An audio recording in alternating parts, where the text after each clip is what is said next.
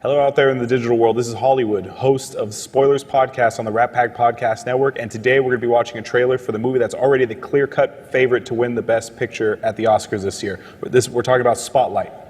Spotlight. Clear. Already. It's already the favorite. Wow. How does it? How It's is been this out for like possible? a day. Is it because? Yeah. Is it because DC versus Marvel's in this thing? It's because you got This has got to be the cast.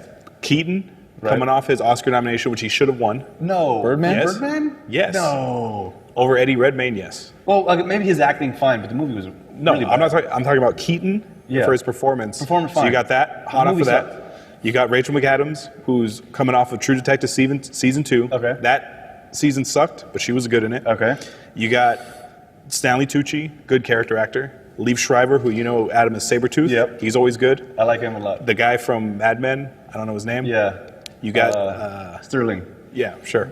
That's his name. I think it's Sterling. This is an awesome cast, and Yeah. it's a based on true story, on a big scandal, and usually movies that involve journalism, investigating Yeah. scandals, they're usually good for the most part. Yeah, this. I mean, like, the first thing I noticed about it before once I heard this is about the Catholic priest stuff. Uh-huh. I was like, ooh, that's going to be a tough one to do. And then I see all the star power behind it. Like, oh, they. Oh, it has Ruffalo. Sorry, I forgot about that. Oh yeah. The Hulk? The Hulk. That's right. Yeah. Fresh off of his, he was Hulk? nominated last year for Foxcatcher. Oh, I didn't even heard of that. You never heard of right. Foxcatcher? Yeah, he was nominated for that one. I heard Okay. Dreamcatcher. That was a trippy movie. Yeah. So you got a good cast. Yeah, good cast. The story's compelling. Interesting story. Like Absolutely. the story hasn't been told enough where like you don't know all the details. Right. Like the concussion trailer we reviewed earlier. Yeah. That everybody knows about the NFL concussion scandal, but like I feel like the Catholic priest scandal, like not everybody knows. Like you know it happened, but It's- nobody knows the details about like everything that went into it, and that's what this movie's going to uncover. Yeah. I feel like the majority of the people that do know about the Catholic priest scandal came from Robin Williams when he did his stand-up and he started talking about it. I mean, I don't think that was the first light being shown on it, but was that a joke? obvious. Yeah, it's a joke. Oh, I see. Okay. No, but I feel like the people that do it's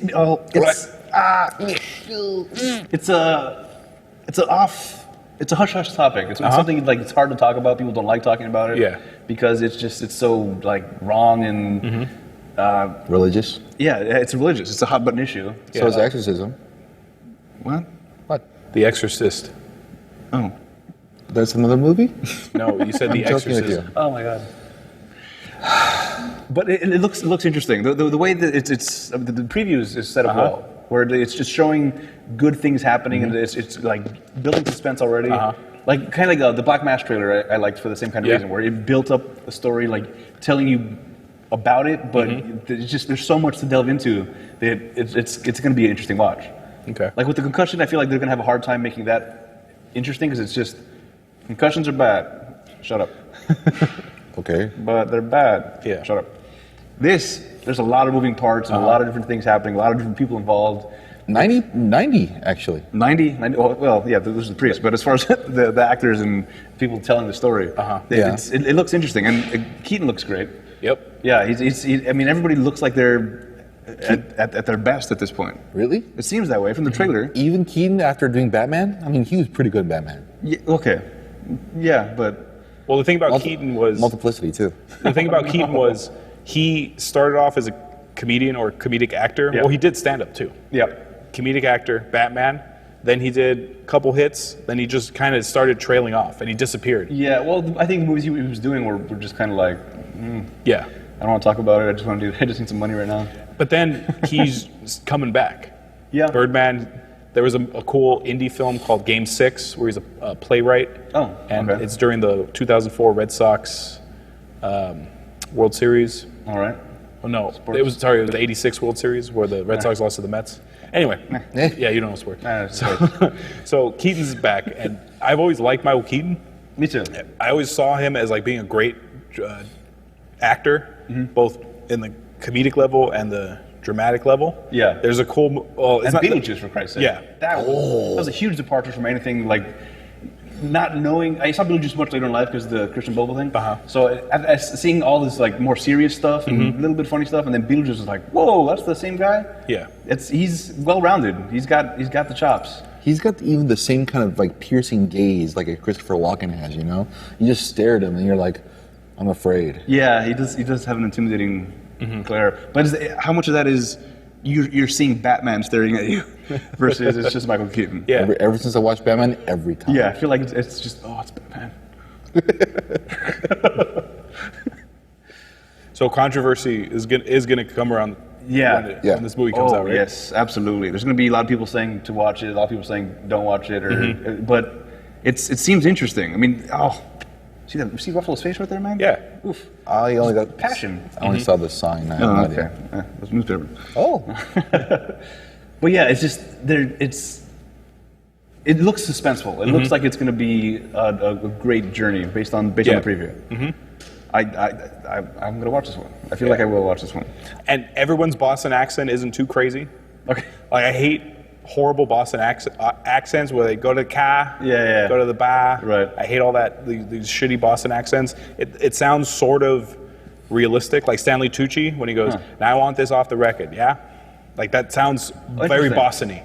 Okay, I see. I didn't even catch any Boston, so it wasn't so abrasive. That it was, Exactly. Like okay. that's good. Okay, interesting. Because I hate the two Boston accents I hate are the Southie ones. Dude, you got to go to the car, get the bar. That's Ted. Yeah. Marky Mark from Ted. Yeah, sure. Yeah. And I also hate the bad Kennedy impersonations. Like you are, Yeah. you're gonna hate this. Say chowder. So I'm very glad that a movie set in Boston doesn't have bad Boston accents. Okay. It's somewhat realistic. Yeah. Fair enough. 'Cause that's very jarring. It is. It's just like any, like again, back to the concussion. That's an accent that's going to bother me. Yeah. So it's going to take me out of the movie. With this one, it seems like I didn't even notice it. Yeah. It's from Boston, but What's the Boston Globe? What do you think, Lester? I don't know if you picked that up. They showed a shot of the paper. It said Boston Globe. oh no, I didn't. Yeah. No, I didn't see it. All right. What do you think? What do you think?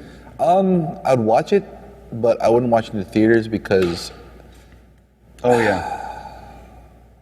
just don't feel it. Nope.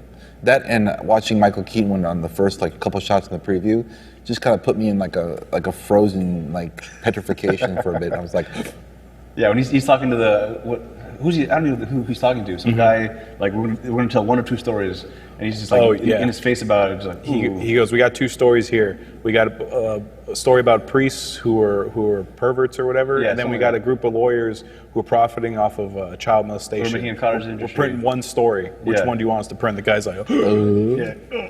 yeah, I was like that too. So like, Yeah. Batarang. I choose the Batarang. It looks like it's going to be interesting. But Yeah. like I don't know about theaters though. But so stuff like this, which is more character driven, I'd rather watch at home.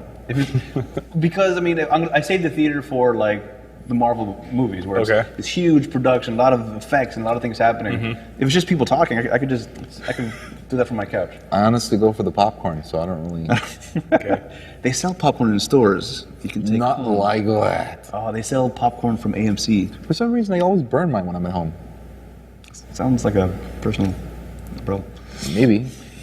you should try the get the popcorn kernels and then heat them up In the oil. in the oil. That, But that what works about the liquid butter? good. Just melt real butter. It's not the that's same. fake butter. That's fake butter? Yeah, the liquid butter. Just melt real butter and you're set. But I do agree, movies like this, you technically could watch at home, but just this is something I really want to see. So I'm willing to go to the movies to watch this.